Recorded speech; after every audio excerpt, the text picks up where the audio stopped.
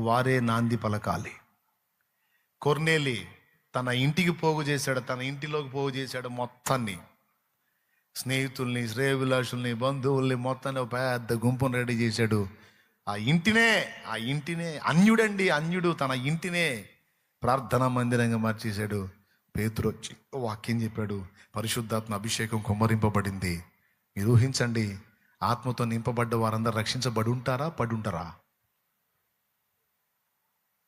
ఆ పరిశుద్ధాత్మ కార్యం జరగడానికి ఎవరి ఇల్లు వాడబడింది? కొర్నేలి హౌస్. ఈరోజు నీ గృహంలో ఎప్పుడన్నా అంత చోటిచ్చావా? చిన్న ప్రార్థన జరపడానికి, చిన్న కూటానికి చోటిచ్చావా? నీ చుట్టుపక్కల అంత అన్యులే. చిన్న ప్రార్థన మీ దగ్గర ఏర్పాటు చేసి అక్కడ చిన్నగా పరిచర్య స్టార్ట్ చేసి ఆ చుట్టుపక్కల ఉన్న ఆత్మల రక్షణ కోసం నువ్వు ఏదన్నా మార్గాలు సరళపరిచావా? నీకు బోల్డన్ని స్థలాలు ఉన్నాయి, నీకు బోల్డంత ల్యాండ్స్ ఉన్నాయి, ఏదన్నా ఒక స్థలం దేవుడి కోసం కేటాయించావా? మొత్తం కట్టగట్ట ఆడ పెట్టావు. నాకు, అబ్బాయికి, మనవడికి, ముని మనవడికి, వాడి మనవడికని అందరికి మనుషులకే పెట్టేశావు. మరి దేవుడి కోసం ఏం కేటాయించావు? అన్నా నా భూమి ఉందన్నా, ఫలానా ప్రదేశంలో ఉందన్నా, చుట్టూ అన్ని జనులు అన్నా, అక్కడ సంఘము లేదన్నా, పరిచర్య లేదన్నా, ఇదిగో నేను సపోర్ట్ చేస్తానన్నా, రండి అన్నా. అక్కడ దేవుని ఇల్లు కట్టబడాలి, దేవుని సంఘం కట్టబడాలి. నేను ఒక శిష్యుడిగా సపోర్ట్ చేస్తా, నేను ఒక శిష్యురాలిగా సపోర్ట్గా నిలబడతా, అక్కడ నా దేవుని పని జరిగితే చాలు అని ఎంతమంది అవకాశం ఇచ్చారు? కొంతమంది ఇచ్చారు. ఇచ్చి ఏం చేశారు తెలుసు? ఒక చిన్న సంఘం కట్టబడగానే వీళ్ళ పెత్తనం మొదలు పెడతారు. ఒక చిన్న పరిచయం ఏర్పడగానే మళ్ళీ వీళ్ళ పెత్తనం సాగాలనే ఆలోచనలో కొంతమంది వెళ్ళిపోతూ ఉన్నారు. చాలా మందిని చూస్తా వస్తున్న వరుసగా. పేరు నాదైనప్పుడు పెత్తనం నాదే ఉండాలి, పేరు నాదన్నప్పుడు మహిమ కూడా నాకే ఉండాలి, పేరు నాదన్నప్పుడు చిత్తము నాదే జరగాలి, పేరు నాదన్నప్పుడు ఇంటిలో నేను ఉండాలి, నేను బయట కాదు ఉండాల్సిందే. ఇస్తున్నారు కొంతమంది, అవకాశాలు ఇస్తున్నారు. అక్కడ ఒక చిన్న పరిచర్య ఏర్పడి ఒక సంఘం కట్టబడగానే ఆటోమేటిక్గా మళ్ళీ వీళ్ళ పెత్తనం మొదలుపెట్టి వీళ్ళ మహిమను వాళ్ళు ఎత్తుక్కుంటా ఉన్నారు. వాళ్ళే మళ్ళీ పరిచర్యకి విఘాతంగా తయారైపోతున్న పరిస్థితులు కొంతమందిని చాలా మందిని చూస్తూ వచ్చాను నేను.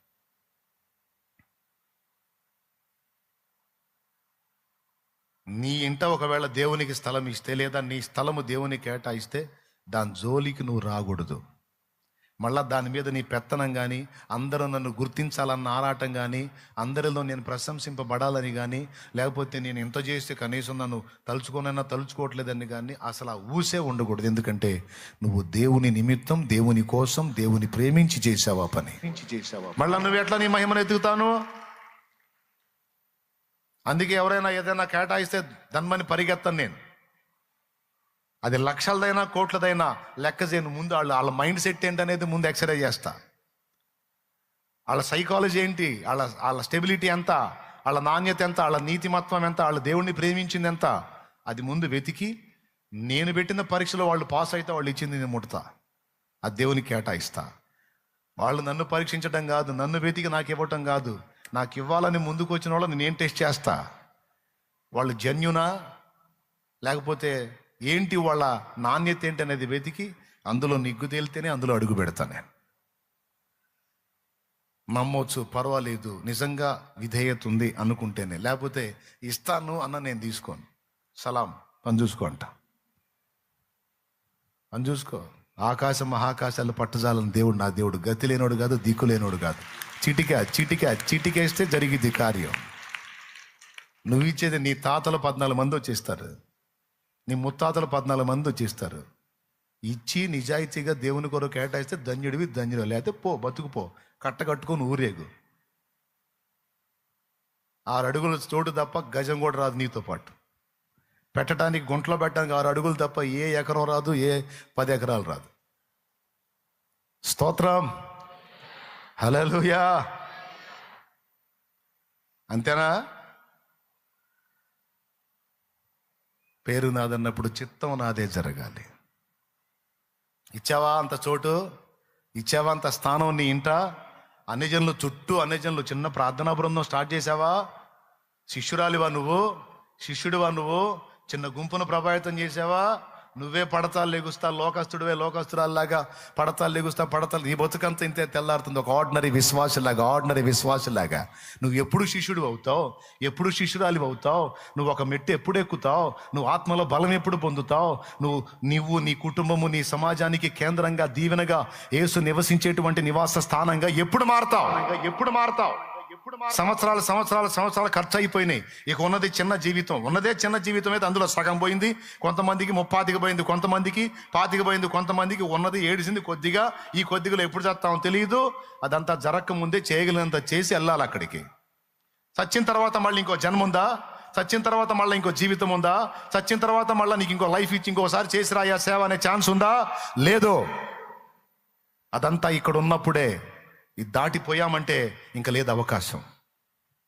చూసుకొని జాగ్రత్త పడండి. ఏ పొద్దు ఏం సంపాదించాం, ఏం కొప్పేసాం, ఏం దిగేసాం, ఎంత వెనకేసాం, ముందేసాం అన్నది కాదు. దేవుని కోసం ఎంత చేశాం అన్నది లిస్ట్ అక్కడ. దేవుని కోసం ఎంత చేశాం, దేవుని చిత్తం ఎంత నెరవేర్చాం, దేవుని కొరకు ఎంత ఫలించాం, నశించిపోతున్న ఆత్మల కొరకు ఎంతవరకు వాడబడ్డాం, ఎంతమందికి క్రీస్తుని పరిచయం చేశాం, క్రీస్తు కొరకు మన త్యాగం ఎంత, మన సమర్పణ ఎంత, మన భారం ఎంత, మన విశ్వాసులమా శిష్యులమా, ఏమెట్టెక్కాం?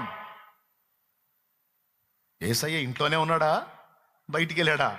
యేసయ్య సంఘంలోనే ఉన్నాడా, నెట్టేశామా? యేసయ్యను బయటికి నెట్టి అపవిత్రాత్మలకు నిలయంగా మారిపోయామా? మనము మన వ్యక్తిగతము, మన ఒళ్ళు, మన ఇల్లు, మన సంఘము 3 టెస్ట్ చేసుకోవాలి, పరీక్షించి చూసుకోవాలి. ఆ వివేచన, ఆ మెళకువ మనం కలిగి ఉండి జాగ్రత్త పడితే నువ్వు యేసయ్య నీలో నివసించే పాత్రగా నువ్వు ఉంటే నువ్వు సమాజానికి దీవెనకరం అవుతావు. నీ ఇంట్లో యేసయ్య ఉంటే నీ టోటల్ ఫ్యామిలీ సమాజానికి దీవెనగా మారుతుంది. నీవు కట్టిన సంఘములో నిజంగా దేవుడికి సముచిత స్థానం ఉంటే నువ్వు కట్టిన సంఘం కూడా మండుచున్న పొద మోషేను ఆకర్షించినట్టు మండుచున్న సంఘం అనేక మందిని క్రీస్తు కొరకు సంపాదిస్తుంది, శిష్యులను తయారు చేస్తుంది. అది నిత్యత్వంలో అగ్ని పరీక్షలో నిలబడుతుంది. ఇదంతా యేసయ్యకి మనం ఇచ్చే స్థానాన్ని బట్టి ఉంటుంది. స్థానం ఇవ్వటం అంటే ఏంటి? యేసయ్యకి స్థానం ఇవ్వటం అంటే ఏంటి? ఏమో నీకు పెద్ద జీవితం ఇవ్వాలా, లేకపోతే 2 జన్మలు ఇలా, ఒకటే జన్మ, ఇదే లైఫ్ అయిపోయింది చాలా వరకు. ఇక ఉన్నది చిన్నది జీవితం, అది అన్నాళ్ళు ఉంటుందో తెలియదు. మరి నీ చుట్టూ అన్ని జనులు, నీ గ్రామంలో అన్ని జనులు, సరైన మందిరం లేదు, సరైన పరిచర్య లేదు, సరైన సేవ లేదు. ఏం త్యాగం చేశావు, ఏం చూపించావు? యేసయ్యకి స్థానం అయ్యా, ఇదిగో కేటాయించానయ్యా, నాకెంతో చేసావు, నాకెన్నో ఇచ్చావు, ఇదిగో నీ కొరకు ప్రభు అన్నా, ఇదిగో నేను కేటాయించాను రా అన్నా, పంపన్నా, దైవజనుండి పంపన్నా, ఇక్కడ సేవ జరగాలన్నా. అందరు అన్యులేనన్నా, సత్యం తెలియని వాళ్ళన్నా, రక్షణ ఎరుగని వాళ్ళన్నా నశించిపోతున్నారన్నా, త్రాగుబోతులుగా ఉన్నారన్నా, వ్యభిచారులుగా ఉన్నారన్నా, విచ్చలవిడి జీవితాల్లో ఉన్నారన్నా, నిజమైన దేవుడు తెలియదన్నా, నాశనానికి పరిగెత్తుతున్నారన్నా, నరకానికి వెళ్తున్నారన్నా. అన్నా ఇదిగో నేను సపోర్ట్ గా ఉంటానన్నా, నా వంతు కష్టపడతానన్నా, నేను చేసే త్యాగం నేను చేస్తానన్నా. నేను యేసయ్య శిష్యురాలుగా ఉండాలి, ఒట్టి విశ్వాసి కాదు. నేను శిష్యురాలనన్నా, నేను శిష్యునన్నా. అలాంటి వ్యక్తులు ఉన్న దగ్గర, అలాంటి సమర్పణ కలిగిన ప్రదేశాల్లో పరిచర్యలు మండుతాయి బిడ్డలారా. పరిచర్యలు ఏర్పడతాయి, మండుతాయి. ఈరోజు ఆలోచించుకో.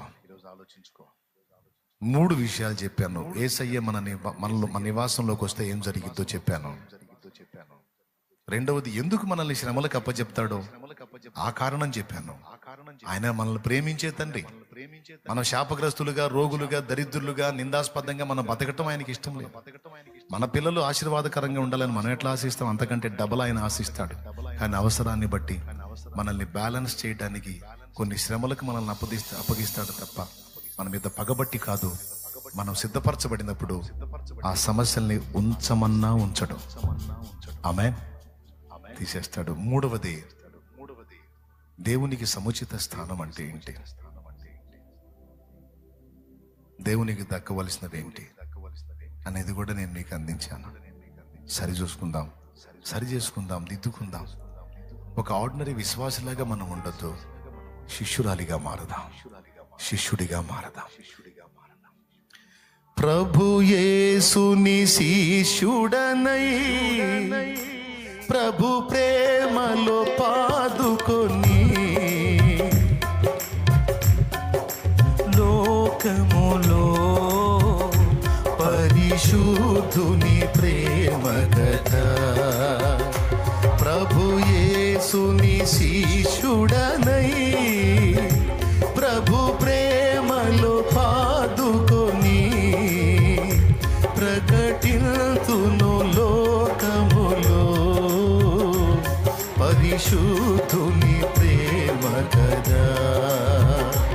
పరమాత్మ ప్రోక్షణతో పరిపూర్ణ సమర్పణతో ప్రాణంబులు ప్రభు కొరకు పానార్పణము చేతు.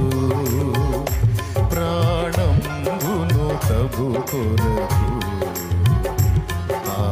పానార్పణము చేతు.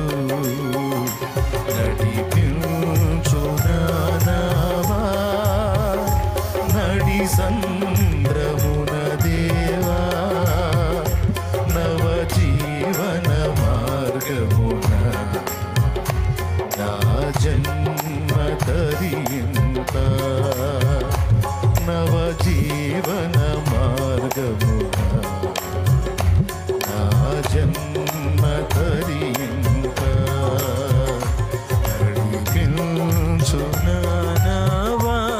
ప్రార్థన చేద్దామా, ప్రార్థన చేద్దామా, ప్రార్థన చేద్దామా. తలలు వంచి కళ్ళు మూయండి. దేవుని